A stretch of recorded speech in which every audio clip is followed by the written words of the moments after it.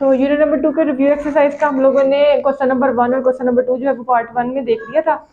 अब नेक्स्ट हम लोग पार्ट 2 में इसके क्वेश्चन नंबर 3 को सॉल्व करते हैं। तो इसके सोल्यूशन देखते हैं। पहले उसने क्या कहा है, वो कहता है कि सिंप्लीफाई द फॉलोइंग, इनको सिंप्लीफाई करना है। ठीक है, तो ये हम लोगों ने पीछे एक्सरसाइज में भी एक क्वेश्चन को सॉल्व किया था। तो अब इनको क्या करना है, इनको भी इसी तरह सिंप्लीफाई करना है। तो सिंप्लीफाई में देखिए हमें क्या नजर आ रहा है, एक वैल्यू नजर आ रही है और उसके ऊपर क्या है, रेडिकल फॉर्म में, और उसकी वैल्यू है 4। तो इसको क्या करना है, जो सबसे बड़ी टर्म है उसका 81 की हम लोग क्या करेंगे, एलसीएम के जरिए से, एलसीएम की मदद से इसके फैक्टर्स फाइंड करेंगे। तो 3 इसका फैक्टर है, 2 इसका फैक्टर नहीं है क्योंकि 81 है, लास्ट में 1 है और 1 जो है ये एक ऑड नंबर है और ऑड नंबर जो है वो 2 पर डिवाइड नहीं होता। तो इसका मतलब ये हुआ कि 3 जो है वो इसको डिवाइड करेगा। तो 3 27 are 81, 3 9 are 27 and 3 3 are 9, 3 1 are 3। Clear. हम लोगों ने 81 को क्या किया, एलसीएम लेकर तो इसके फैक्टर्स फाइंड कर लिए। अब 81 की जगह पे हमने इसकी वैल्यूज लिखनी है, ये 3 raise to power 4, y raise to power -12, x raise to power -8। Clear. अब ये जो इसकी रेडिकल की वैल्यू है उसको हम लोगों ने इस तरह से भी लिख सकते हैं 1/4 की फॉर्म में। ठीक है, ये जो रेडिकल की वैल्यू है हम लोग इसको इस तरह में लिख सकते हैं। तो नेक्स्ट अब क्या करेंगे कि ये जो इसकी एक्सपोनेंट बन गया है, यानी अब जो रेडिकल था मैंने किस फॉर्म में लिखा है, एक्सपोनेंट की फॉर्म में। तो एक्सपोनेंट की फॉर्म में इन सबके साथ इसको मल्टीप्लाई कर सकते हैं। ठीक है, तो जब हम इसको मल्टीप्लाई करेंगे तो फिर देखते हैं क्या आंसर आता है। 3 4 मल्टीप्लाई बाय 1/4, इंडिविजुअली मल्टीप्लाई करेंगे सब टर्म्स के साथ। तो ये आएगा -12 multiply by 1/4, x raise to power -8 multiply by 1/4। ठीक है, अब क्या होगा, ये 4 इस 4 से कैंसिल आउट हो जाएगा और आंसर हमें क्या मिलेगा, 3। यहाँ से 4 1 are 4 and 4 3 are 12, y raise to power -3 और यहाँ पे 4 1 are 4 4 2 are 8, x raise to power -2। अब क्या हुआ, यहाँ पे हमारे पास है -3 और -2। तो जब भी हमारे पास किसी वेरिएबल के ऊपर कोई एक्सपोनेंट नेगेटिव आ जाता है तो हमने उसको नेगेटिव नहीं रखना, उसको क्या बनाना होता है, पॉजिटिव। तो एक्सपोनेंट रूल के जब हम लोगों ने पढ़े थे तो देखा था कि जब जिसके ऊपर नेगेटिव साइन होता है हम लोग क्या करते हैं, उसको पॉजिटिव बनाते हैं। बेसिकली रूल तो हमारे पास ये होता है कि जैसे फॉर एग्जांपल मैंने ये -3 है, इसको ख़त्म करने के लिए यहाँ पे +3 यहाँ भी अप्लाई किया और +3 मैंने यहाँ नीचे भी अप्लाई करना है। ठीक है, बेसिक रूल हमारे पास ये होता है, यानी y रेज टू पावर -3 के साथ मैंने +3 यहाँ पर अप्लाई किया। अगर आप इसको ओपन करते हैं इस तरह से, ठीक है, तो वो ज्वाइन होने के बाद फिर क्या बनेगा, -3 और +3। और वो अगर ये टर्म मैंने खुद से ऊपर लिखी है तो मैंने खुद से इसको नीचे डिवाइड भी करना है, ऐसे करते हैं। ठीक है, अब क्या करना है, यहाँ से भी -2 और +2 यहाँ पे भी और +2 यहाँ पे भी, इसको इस तरह से, यानी ये टर्म खत्म करने के लिए मैंने साथ में क्या किया, ऑपोजिट साइन लेकर ऊपर भी मल्टीप्लाई किया और नीचे डिवाइड भी किया। x के साथ भी मैंने -2 रेज टू पावर जो वैल्यू थी नेगेटिव उसको पॉजिटिव बनाने के लिए यहाँ पे मल्टीप्लाई भी किया और नीचे डिवाइड भी किया। अब क्या होगा कि जब हम लोग यहाँ पे एक्सपोनेंट रूल लगाते हैं, हमारा एक्सपोनेंट रूल क्या था, हमारे पास बेस सेम हो, उनकी एक्सपोनेंट क्या होते हैं, ऐड होते हैं। तो -3 + 3 x -2 + 2 डिवाइड में क्या आएगा, y raise to power 3 and x raise to power 2, plus का साइन है वो मैंने क्या किया, रिमूव किया। तो अब क्या होगा, ये से कैंसिल आउट होने के बाद हमें आंसर क्या मिलेगा, y raise to power 0 x raise to power 0 over y raise to power 3 x raise to power 2। और ये भी हमने एक्सपोनेंट रूल में पढ़ा था कि जब किसी टर्म के ऊपर 0 टर्म आ जाती है तो हम लोग उसको डायरेक्ट क्या लिखते हैं, 1। ये भी 1 हो गई, ये भी 1 हो गई, तो जस्ट 3 रह गया और ओवर में हमारे पास क्या है, x 2 y 3। ये क्या है इसका आंसर। ये मैंने थोड़ा लॉन्ग मेथड किया है, तो जो डायरेक्ट स्टेप में इस तरह से भी बताती होती हूँ कि अगर फॉर एग्जांपल जो सिंपल वे में ये करना चाहते हैं आप लोग कि इसका -3 जो है वो ख़त्म करने के लिए आपने क्या करना है, ऊपर तो ये -3 है ना, तो इसको बटे के नीचे ले जाएं, यानी ये वाली चीज़ एक्स्ट्रा है ना, ये नहीं करें। तो फिर आप क्या करेंगे, ये -3 है तो ये बटे के ओवर में जब नीचे जाएगा तो ये क्या हो जाएगा, पॉजिटिव हो जाएगा। ये भी इसी तरह से जब आप इसको नीचे लेके जाएंगे तो इसका एक्सपोनेंट जो है वो क्या हो जाएगा, पॉजिटिव। तो आप इसको डायरेक्ट स्टेप में करके तो आंसर निकाल सकते हैं। ठीक है, तो फिर ये वाले जो स्टेप हैं ये फिर आप नहीं करेंगे। तो नेक्स्ट आते हैं इसके सोल्यूशन पे। यहाँ पे हमें वैल्यू नज़र आ रही है 25, तो 25 का एलसीएम लेते हैं और इसके फैक्टर्स फाइंड करते हैं। 5 के टेबल में आता है ये, 2, 3, 4 के टेबल में नहीं आता क्योंकि 5 जो है ये ऑड नंबर है और 2 और 4 तो इसका डिवाइजर नहीं होगा, और 3 के टेबल में भी 25 नहीं आता, तो 5 5s are 25 and 5 1s are 5। तो अब इसको लिखेंगे 5 raise to power 2, x raise to power 10n, y raise to power 8m, और इसका जो स्क्वायर रूट है उसको मैंने क्या लिखा 1/2 की फॉर्म में, यानी इसके रेडिकल को मैंने एक्सपोनेंट की फॉर्म में लिख लिया। अब जो एक्सपोनेंट नज़र आ रहा है वो मैंने बारी बारी इनके साथ क्या करना है मल्टीप्लाई, तो ये आएगा 2 multiply by 1/2, 10n multiply by 1/2, 8m multiply by 1/2। अब क्या होगा, ये 2 इस 2 से कैंसिल आउट हो जाएगा, 5 रेज़ टू पावर 1 और 1 हम लोग एक्सपोनेंट में नहीं लिखते। उसके बाद यहाँ पे 2 1s are 2, 2 5s are 10, ठीक है, ये दोनों मल्टीप्लाई हो रहे हैं। इसका मतलब ये हुआ कि ये जो 2 है इस 10 को डिवाइड करके हमें आंसर क्या देगा 5, और साथ में n जो है वो उसके साथ एज इट इज आएगा, ठीक है। और यहाँ से भी 2 1s are 2, 2 4s are 8, y raise to power 4 और साथ में जो m पड़ा हुआ है ये इसका क्या है आंसर। यहाँ पे भी क्या करना है, सिंप्लीफाई द फॉलोइंग, इनको भी सिंप्लीफाई करना है। तो सिंप्लीफाई करते वक्त देखें हमारे पास यहाँ पे उससे क्या दिया है, एक टर्म दी है न्यूमरेटर में और डिनोमिनेटर में, और बाहर उसके क्या है एक्सपोनेंट है 1/5। तो आप एक्सपोनेंट को डायरेक्ट भी अप्लाई कर सकते हैं, अगर डायरेक्ट अप्लाई नहीं करना तो एक मेथड ये है कि जितनी भी टर्म जिनकी बेस सेम है उनके एक्सपोनेंट को एक साइड पे इकट्ठा कर लें, दूसरी साइड पे भी देखिए यहाँ पे इसकी बेस सेम है तो इसके एक्सपोनेंट को इकट्ठा कर सकते हैं, और इसकी बेस सेम है तो इसके एक्सपोनेंट को इकट्ठा कर सकते हैं। इस तरह से ये होगा कि हमारा जो सोल्यूशन है वो इस तरह से ये होगा कि हमारा सोल्यूशन जो होगा वो इजीली आ जाएगा, ठीक है। तो पहले यही मेथड करते हैं। इसकी बेस को देखिए इसकी बेस सेम है तो मैं एक्सपोनेंट को इकट्ठा करने लगी। इकट्ठा कैसे करूंगी, देखें जैसे मैंने पिछले क्वेश्चन में किया था, बेसिकली होता यह है कि ये जो -2 है ये खत्म करने के लिए हमें नीचे भी +2 के साथ अप्लाई करना पड़ता है और ऊपर भी अप्लाई करना पड़ता है, ठीक है। तो ये स्टेप करने के बजाय अगर आप डायरेक्ट स्टेप करना चाहते हैं, यानी यहाँ से -2 खत्म करना है, तो ये माइनस नीचे है तो आज जब इसको ऊपर लेके जाएंगे तो ये क्या हो जाएगा +2 हो जाएगा, क्लियर। यहाँ पे भी देखें y के साथ 4, और ये वाला नेगेटिव साइन खत्म करने के लिए मैं क्या करूँगी ऊपर लेके जाऊँगी, तो यहाँ पे ये +1 हो जाएगा। सेम z5 नीचे से ऊपर लेके जाए तो यहाँ पे क्या आएगा +5 रेज़ टू पावर 1/5। अब क्या करेंगे, बेस सेम है, एक्सपोनेंट कलेक्ट किए जा सकते हैं, तो यहाँ पे कौन सा, यहाँ पे क्या होगा, ये एक्सपोनेंट ऐड होंगे। सेम यहाँ पे 4 + 1 और z 5 + 5, और एक्सपोनेंट इसके बाहर क्या है 1/5। अब क्या होंगे, ये ऐड होंगे 5 4 और 1 5 एंड 10। अब जब आप इस पे एक्सपोनेंट अप्लाई करोगे तो फिर क्या होगा, रूल हमने एक पढ़ा था एक्सपोनेंट का, जब दो वैल्यूज को मल्टीप्लाई किया जाता है तो फिर जब एक्सपोनेंट हम लोग अप्लाई करते हैं तो अब यहाँ पे देखें यहाँ पे भी एक्सपोनेंट है और ये वाला, ये दोनों आपस में क्या होंगे मल्टीप्लाई। सेम यहाँ पे ये एक्सपोनेंट है और इस एक्सपोनेंट के साथ ये मल्टीप्लाई होगा। नेक्स्ट ये एक्सपोनेंट है, ये इस एक्सपोनेंट से मल्टीप्लाई होगा। 5 से cancel out, x raise to power 1 हम नहीं लिखेंगे, ठीक है। तो 5 से कैंसिल आउट, नेक्स्ट क्या रह गया y and 5 2s are 10, z raise to power 2, ये क्या है इसका आंसर। नेक्स्ट आ जाए, नेक्स्ट भी सेम इसी तरह ही आपने चलाना है। तो पहले यहाँ पे क्या है 32 और ये है 625, क्लियर। तो इनका पहले एलसीएम ले लेते हैं। एलसीएम लेने के बाद हम लोग क्या करेंगे कि जिनकी एक्सपोनेंट सेम है, एलसीएम लेने के बाद जिनकी बेस सेम है उनको क्या करेंगे एक साइड पे इकट्ठा कर लेंगे। अब जैसे यहाँ पे 32 है, 32 एक इवन नंबर है, 2 इसका डिवाइडर है, तो 2 16s are 32, 2 8s are 16, 2 4s are 8, 2 2s are 4 and 2 1s are 2, ठीक है। नेक्स्ट 625 पे आ जाए। 5 जो है ये इसका क्या है फैक्टर है, क्योंकि ये इवन नंबर नहीं है तो फिर 2 और 4 इसको डिवाइड नहीं करेगा, और 3 के टेबल में भी ये नहीं आता। तो अब नेक्स्ट हम लोग 5 पे चलते हैं।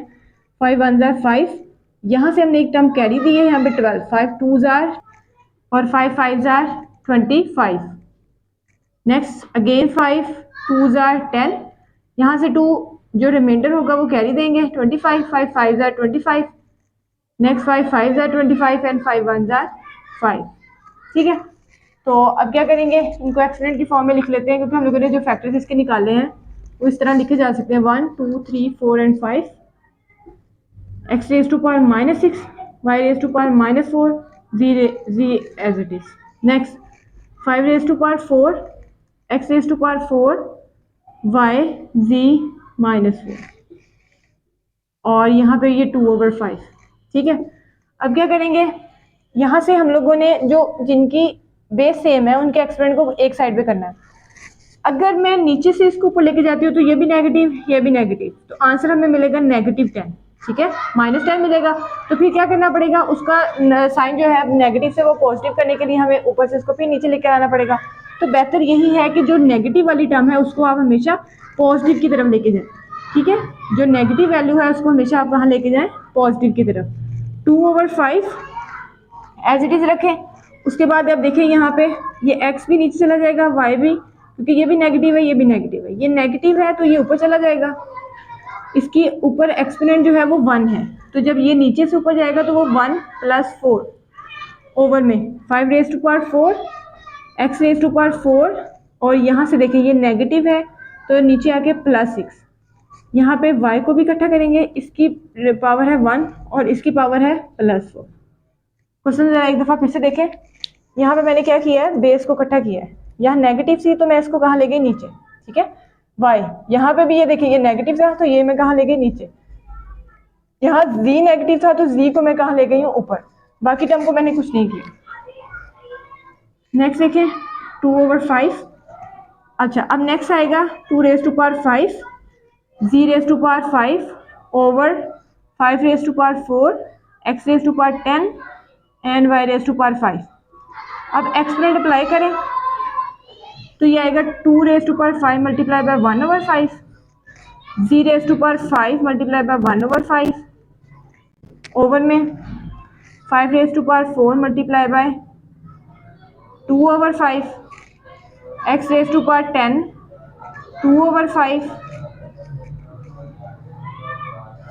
सॉरी यहाँ पे 2 है।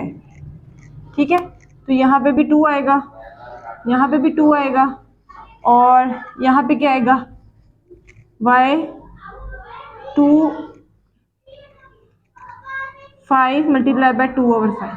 ठीक है, तो अब क्या करेंगे, जो टर्म्स कैंसिल आउट होती हैं उनको कैंसिल आउट कर लेते हैं, जो बच जाएंगे उनको फिर आपस में क्या करेंगे, मल्टीप्लाई। यहाँ 2 आएगा। ठीक है, ये 5 5 से कैंसिल आउट हो जाता है। तो इसको नेक्स्ट देखिए, यहाँ 5 5 से कैंसिल आउट होने के बाद 2 raised to power 2 है और z raised to power 2 over में 5 raised to power, ये मल्टीप्लाई होंगे, 4 2 ज़ार 8/5, 8/5, और नेक्स्ट है x 2 2 are 4 and y raised to power 2। अब ये 2 2 ज़ार क्या होगा, 4, z 2 ओवर में, यहाँ देखें ये 8 है तो क्या मैं इसको इस तरह से ब्रेक कर सकती हूँ, 5 + 3/5। ठीक है, और ये 5 में x raised to power 4 y raised to power 2, मैंने इसको ब्रेक किया है 8 को 5 और 3 में। अब क्या करूँगी, 5 को 5 पे डिवाइड करूँगी और 3 को भी 5 पे। ठीक है, तो ये इस तरह से बनेगा 5/5 and 3/5 and x raised to power 4 y raised to power 2। अब क्या होगा, ये 5 5 से कैंसिल आउट हो जाएगा और क्या रह जाएगा, 1। यहाँ इसकी पावर क्या आएगी, 1। ठीक है, इसकी आएगी 1 और प्लस 3/5, तो इसको क्या मैं सेपरेट कर सकती हूँ 3/5 करके ऐसे। ठीक है, ये वाली जो कैंसिल आउट होने के बाद क्या आई है, 1, और यहाँ से ये वाला जो प्लस होने का मतलब ये है कि ये 5 जो है ये 2 टर्म्स की बेस है, तो इसमें से मैंने इस टर्म को भी सेपरेट किया और फिर मैंने इस टर्म के साथ इसको सेपरेट कर दिया। तो अब क्या आएगा, 4 and y raised to power 2, ये क्या है इसका आंसर। तो नेक्स्ट है इसका क्वेश्चन नंबर 4, उससे कहा है कि सिंप्लीफाई, इसको सिंप्लीफाई करें। इस तरह का एक क्वेश्चन हम लोगों ने एक्सरसाइज में भी सॉल्व किया था, तो उसी तरह ही हम लोगों ने इसको भी सॉल्व करना है। तो सॉल्व करने से पहले हमें देखें यहाँ पे सबसे बड़ी टर्म्स कौन सी नज़र आ रही हैं, 216 आ रहा है और मुझे 25 नज़र आ रहा है। तो जो जितनी भी बड़ी टर्म्स होती हैं हम लोग उसका क्या करते हैं, पहले एलसीएम लेते हैं। तो देन उसके ऊपर जो उसका एक्सपोनेंट दिया होता है वो अप्लाई करते हैं, तो कुछ टर्म्स उसकी कट जाती हैं उसके एक्सपोनेंट के साथ, जो बच जाती है फिर आगे उसको हम सॉल्व कर लेते हैं। ठीक है, तो पहले इसका 216 का एलसीएम ले लेते हैं। यहाँ पे ये इवन नंबर है तो 2 इसका क्या होगा, फैक्टर होगा। 2 1 जार 2, और यहाँ से मैं दो टर्म्स इकट्ठी यूज़ करेंगे तो 0, 2 8 jar 16, 2 5 jar 10, 2 4 jar 8, 2 2 jar 4, 2 7 jar 14, 3 9 jar 27, 3 3 jar 9 and 3 1 jar 3। अब नेक्स्ट 25 को भी 5 5 जार 25 एंड 5 1 जार 5। ठीक है, तो ये इसके फैक्टर्स आ गए हैं, तो इनके फैक्टर्स को सेपरेटली लिख लें, यहाँ पे क्या करें एक्सपोनेंट की फॉर्म में लिख लें। तो 2 raise to power 3 multiply by 3 raise to power 3। Clear, ये देखें 1 2 and 3, 2 raise to power 3, 1 2 3, 3 raise to power 3। तो एक्सपोनेंट इसका क्या है 2/3, और 25 को कैसे लिखेंगे 5 raise to power 2 into 1/2। Over में देखें ज़रा, मुझे पॉइंट नज़र आ रहा है और साथ में एक वैल्यू। अब वैल्यू का क्या करेंगे, पॉइंट ख़त्म करेंगे। तो जब इसका पॉइंट ख़त्म किया जाता है तो यहाँ पे पॉइंट की जगह पे 1 और टर्म्स की जगह 0 लगा के तो ये 4/100 बनता है और -3/2। ठीक है, तो ऊपर इसके क्या है स्क्वायर रूट। नेक्स्ट ले लें, अब क्या करना है एक्सपोनेंट को बारी बारी अप्लाई करना है। 2 raise to power 3 multiply by 2/3, 3 raise to power 3 multiply by 2/3 और 5 raise to power 2 into 1/2। Over में क्या करेंगे देखिए ज़रा, या तो पहले इनका एलसीएम लेके तो ये मल्टीप्लाई कर लें। ठीक है, अगर मल्टीप्लाई नहीं करना तो फिर यूँ करें कि इसके जो एक्सपोनेंट टर्म है वो नेगेटिव नज़र आ रही मुझे। ठीक है, उसको पॉजिटिव करने के लिए क्या करना होगा कि जब हम लोग उस पर अप्लाई करते हैं तो फिर ये दोनों टर्म्स चेंज हो जाएंगी, यानी ये भी नेगेटिव है इस टाइम यहाँ पे -3/2, ये भी हमारे पास क्या है नेगेटिव -3/2।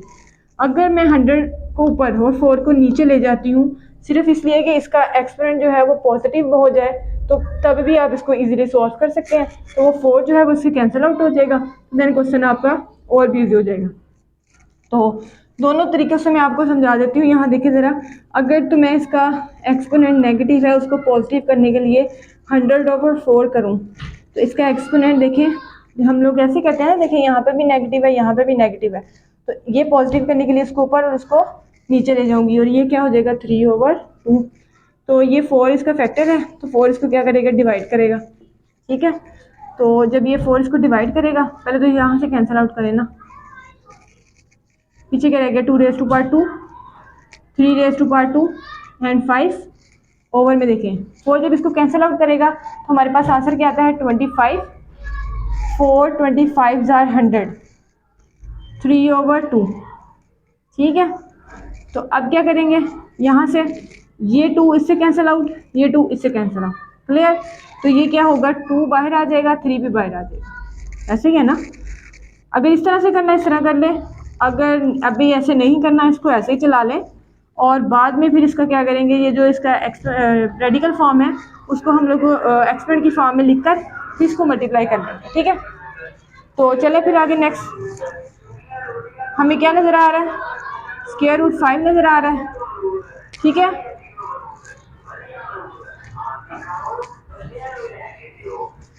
यहाँ भी ऐसे करेंगे, इसको कैंसिल आउट नहीं करें। ठीक है, पहले इसको ऐसे चला लें, बाद में हम लोग इसको कैंसिल आउट कर लेंगे। ये आएगा 2 multiply by 2, 3 raise to power 2 multiply by 5 over 5 raise to power 2, क्योंकि हम लोगों ने वो देखिए सॉल्व किया था तो 5 रेज़ टू पावर क्या आएगा 2 और मल्टीप्लाई बाय 3/2। ये 2 इस 2 से कैंसिल आउट हो जाएगा।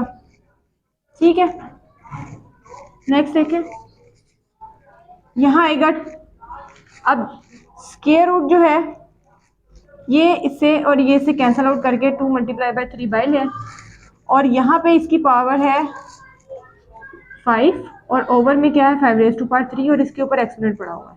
ठीक है, समझ आई बात की, यहाँ से ये कैंसिल आउट हो गया था, ये भी कैंसिल आउट हो गया था, ये दोनों मैंने क्या लिए स्क्वायर रूट से बाहर ले लिए और इसके ऊपर भी स्क्वायर रूट है और इसके ऊपर भी स्क्वायर रूट है तो वो अंदर ही पड़ा है।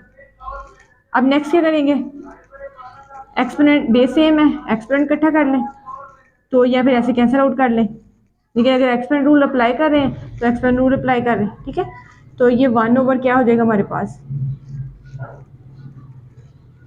5 रेज़ टू पावर 3 माइनस, तो यहाँ से ऊपर से ये नीचे आएगा तो हमारे पास इस तरह से बन जाएगा। क्लियर? तो ये आएगा 2 मल्टीप्लाई बाय 3 मल्टीप्लाई बाय 1 का एक्सपोनेंट क्या होता है, 1 का स्क्वायर रूट क्या होता है, 1 ही होता है। और अब ओवर में हमारे पास क्या रह गई है 3 माइनस 2, 3 माइनस 1 2, और ये क्या है स्क्वायर रूट में, ये से कैंसिल आउट, तो 3 2 ज़ार 6, 6 1 ज़ार 6 ओवर 5 इसका आंसर। ठीक है, तो एक तो ये मेथड है इसको सॉल्व करने का, तो एक मैं आपको दूसरा भी बता देती हूँ, तो दोनों से आपको जो सा इजी लगे आप इजीली वो सॉल्व करें। तो दूसरा मेथड मैंने ये आपको बताया था कि अगर आप इसका एलसीएम लेके तो यहाँ पे भी एक्सपोनेंट अप्लाई कर दें तब भी इसका सोल्यूशन निकल आएगा। वो कैसे निकलेगा देखें ज़रा। यहाँ पे पहले एक्सपोनेंट अप्लाई करते हैं, 2 raise to power 3 multiply by 2 over 3, 3 raise to power 3 multiply by 2 over 3, 5 raise to power 2 multiply by 1 over. Clear? अब नीचे आ जाए, यहाँ पे 4 का जो होगा एक्सपोनेंट वो क्या होगा 2 raise to power 2 multiply minus 3 over 2, over में 100 का एलसीएम ले लें। यहाँ पे क्या आता है 100 का एलसीएम, 100 जो है वो इवन नंबर है तो 2 इसका फैक्टर है, तो 2 5 are 10 and 0, 2 25 are 5 5 are and 5 1 are. Clear? अब नेक्स्ट आ जाए, यहाँ पे क्या लिखेंगे 2 raise to power 2 multiply by minus 3 over 2, 5 raise to power 2 multiply by minus 3 over 2। मैंने क्या किया कि ये जो एक्सपोनेंट था वो मैंने यहाँ पे भी अप्लाई किया, मैंने एक्सपोनेंट यहाँ पे भी अप्लाई किया और एक्सपोनेंट यहाँ पे भी अप्लाई किया, और इस सारी टर्म के ऊपर क्या पड़ा हुआ है स्क्वायर रूट पड़ा हुआ है। ठीक है, तो अब क्या होगा, ये इससे कैंसिल आउट, ये इससे कैंसिल आउट, ये इससे कैंसिल आउट, ये इससे, जो टर्म्स कट गई हैं उसके बाद जो बच गई हैं उसको देखते हैं। यहाँ पे 2 रेज़ टू पावर 2, ठीक है, यहाँ क्या रहेगा 3 raise to power 2, 5 as it is, over में क्या है 2 रेज़ टू पावर माइनस 3, और यहाँ पे क्या है 2 raise to power minus 3, 5 raise to power minus 3। ठीक है,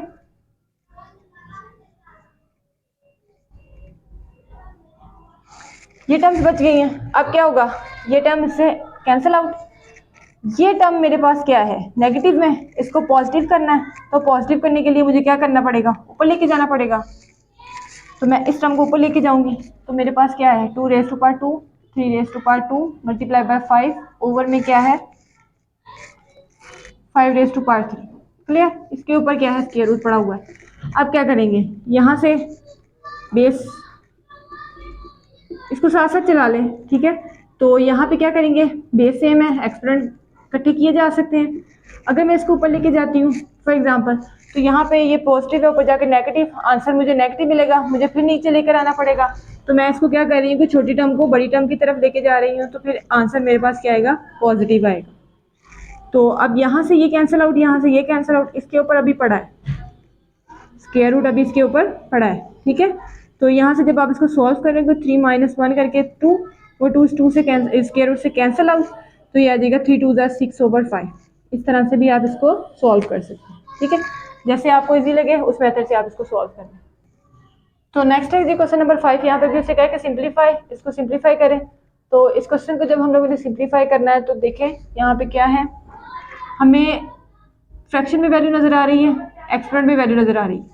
या तो आप क्या करें कि p प्लस क्यू को इसके साथ मल्टीप्लाई कर लें, p प्लस क्यू को इसके साथ मल्टीप्लाई कर लें, तो देन उनको एक्सपोनेंट को बेस को सेम कर सकते हैं। ठीक है, अगर इस तरह नहीं करना तो पहले बेस को सेम कर लें, देन इसको मल्टीप्लाई कर लें, तो तब भी आपका आंसर आ जाएगा।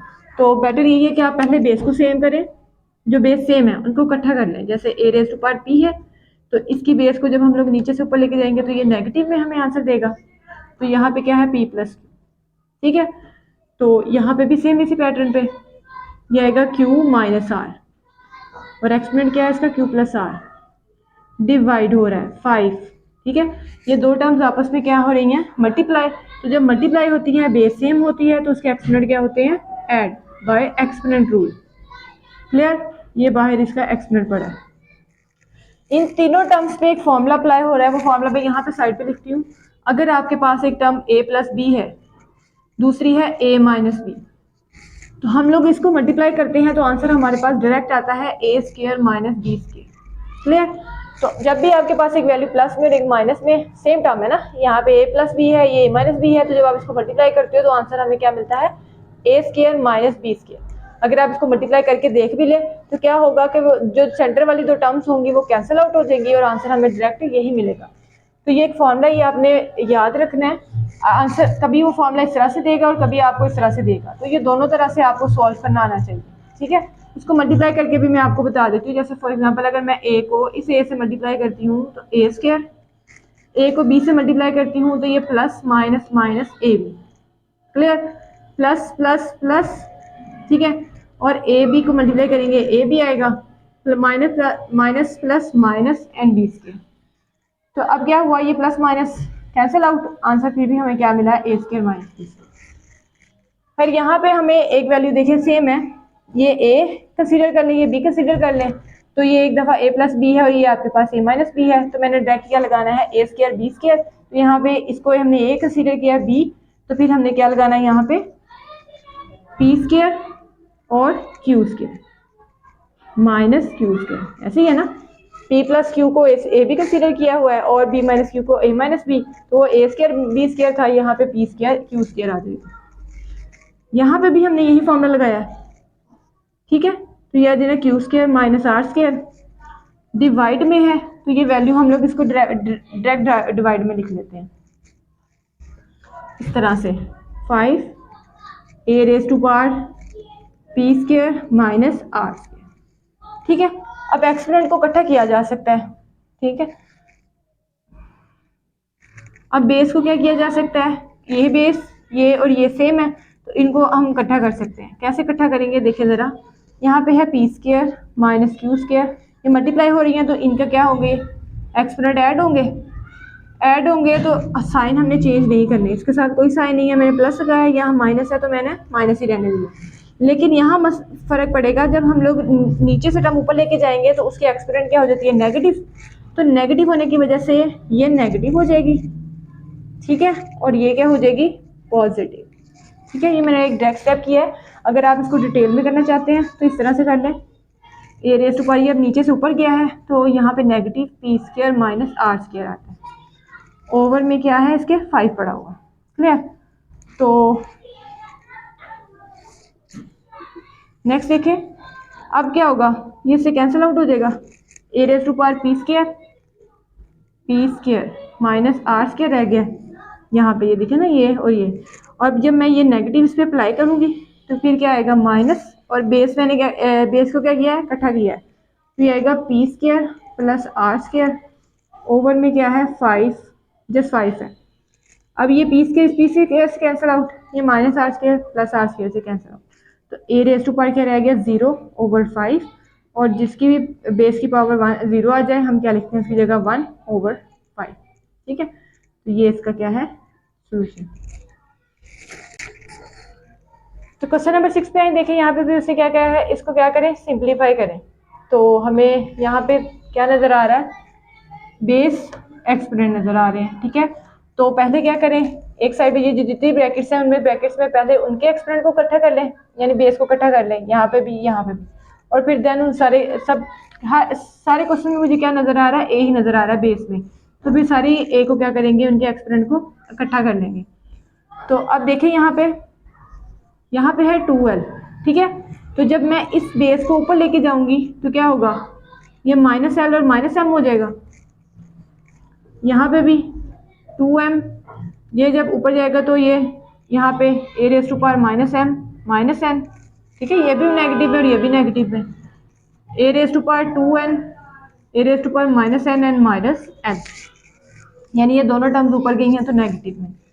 अब मैंने बेस को क्या किया है, इकट्ठा किया है, ठीक है, ये अलग भी कर सकते हैं, डायरेक्ट भी कर सकते हैं। तो देखिए ज़रा फिर यहाँ क्या बनता है, इकट्ठा कर लें तो ये आएगा 2l minus L minus M, ठीक है। यहाँ से इनको भी इकट्ठा कर लें, या भी फिर ऐसे ही रखें, A raise to power 2m minus M minus N, A raise to power 2n minus N minus N, ठीक है। तो नेक्स्ट देखिए ज़रा, 2l माइनस एल करते हैं तो हमारे पास क्या आता है, l, 2l में से एक माइनस एल करेंगे तो 1l आ जाएगा ना, एक l रह जाएगा, और यहाँ पे क्या रह जाएगा, माइनस एम, और यहाँ पे क्या आएगा, A raise to power m minus N, same 2 minus minus M, 2m minus m तो m आ गया। नेक्स्ट भी 2n minus n 1n minus n। ठीक है, अब देखिए यहाँ पे भी बेस सेम है, तो एक्सपोनेंट को कलेक्ट करें। यहाँ पे l माइनस m है, यहाँ क्या है plus m minus n plus n minus n। यहाँ पे भी इकट्ठा कर सकते थे तो आंसर फिर भी आ जाना था। यहाँ पे क्या आ गया, ये प्लस माइनस कैंसिल आउट, ये प्लस माइनस कैंसिल आउट और ये plus minus cancel out. Answer हमारे पास आ गया a raise to power 0 which is equal to 1। ठीक है, तो यही इसका क्या है आंसर। तो नेक्स्ट देखिए, यहाँ पे हमें बेस सेम नजर आ रही है, तो इसके एक्सपोनेंट को इकट्ठा कर लेते हैं और देन इसके ऊपर जो इसका रेडिकल है उसको सॉल्व कर लेंगे। ठीक है, अगर हम लोग इस तरह रेडिकल को सॉल्व करते हैं तो इस तरह रेडिकल सॉल्व नहीं होगा, तो फिर हम लोग पहले इस तरह कर लेते हैं कि सबकी बेस को सेम कर लें। और देखिए रेडिकल की टर्म जो है ना वो सबके साथ सेम है। आप इस तरह भी कर सकते हैं कि एक ही रेडिकल में इन सारी वैल्यूज को लिख लें। ठीक है, इस तरह से a raise to power l over am, radical same है ना। यहाँ देखिए, यहाँ पे भी, यहाँ पे भी, यहाँ पे भी, और सारी मल्टीप्लाई हो रही हैं, तो आप इस तरह से इसको मल्टीप्लाई भी कर सकते हैं। ठीक है, और यहाँ पे a raise to power n over a raise to power n। ठीक है, अब क्या करेंगे, बेस इकट्ठी करेंगे। पहले ऊपर वाली को इकट्ठी कर लेते हैं, तो ये आएगा l माइनस m और sorry plus m plus n। ठीक है, ओवर में a raise to power m plus n plus n। ठीक है, तो अब क्या करेंगे, अब ऊपर इकट्ठी कर लेते हैं। यहाँ पे l plus m plus n, ये माइनस m नीचे से ऊपर गई ना, तो ये भी माइनस में, ये भी माइनस में और ये भी आपकी माइनस में, और रेडिकल क्या है बाय 3। अब क्या होगा, ये प्लस माइनस, ये प्लस, ये माइनस, ये प्लस और ये माइनस, तो क्या रह गया ये के ऊपर 0, और यहाँ क्या है इसका रेडिकल 3, तो a रेज़ टू पावर 1 और उसके ऊपर रेडिकल क्या है 3। 1 का स्क्वायर रूट ले लें, ठीक है, क्यूब रूट ले लें, उसके बाद 1 को स्क्वायर से मल्टीप्लाई कर लें, क्यूब से, मतलब 1 से जब भी हम लोग 1 को सॉल्व करते हैं तो आंसर हमें क्या मिलेगा, 1 ही मिलेगा। तो ये इसका क्या है आंसर। तो क्वेश्चन नंबर 7 जो है हम लोगों ने क्या किया है, ये क्वेश्चन नंबर जो 7 है ये हम लोगों ने अब सॉल्व कर लिया है। तो इसी के साथ ही हमारा यूनिट नंबर 2 जो है वो कंप्लीट हो गया है। तो नेक्स्ट हम लोग इंशाल्लाह अब चैप्टर नंबर 3 स्टार्ट करेंगे।